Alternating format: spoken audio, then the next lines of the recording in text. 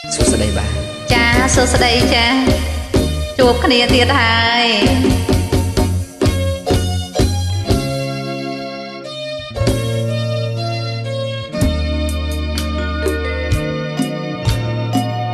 ព្រែកឯងនៅឆ្ងាយឃើញដាច់អាឡ័យ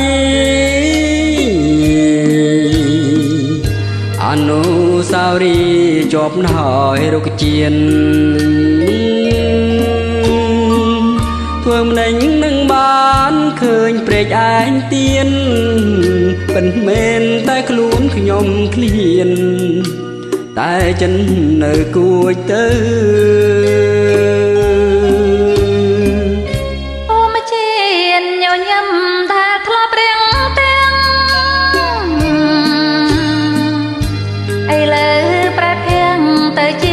សត្រូវ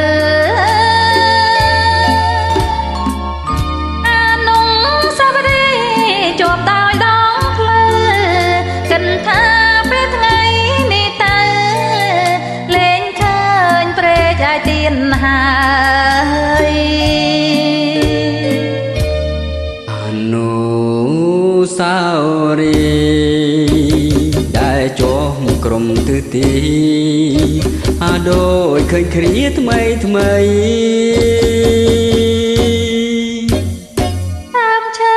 ធំធំមានម្លុំត្រជ័យលើតែសោសំលេងរៃយំថ្លែងក្តីអសង្ឃឹមគូព្រេងដែលខ្ញុំគិតថាមិនព្រមឥឡូវរលន់ទាំងរូបព្រំធ្វើម្នេញនឹងបានជួបក្តីសង្ឃឹមបើទុំជាខ្ញុំញញឹមក៏មិនស្រដោយគ្រាដើមញញឹមបន្តិចទៅញញឹមសង្ឃឹមស្អែកថ្មី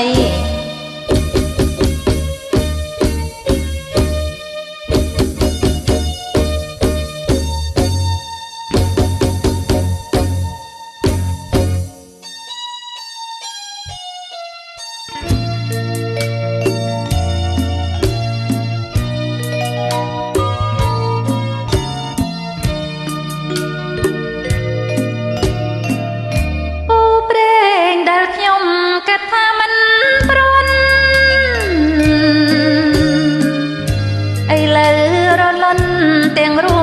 បព្រំបើមិនដេញ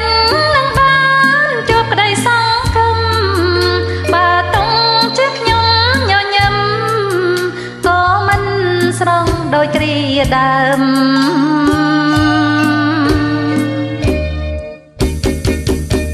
បាទសូមអរគុណចាអរគុណច្រើនចាបាយបាយ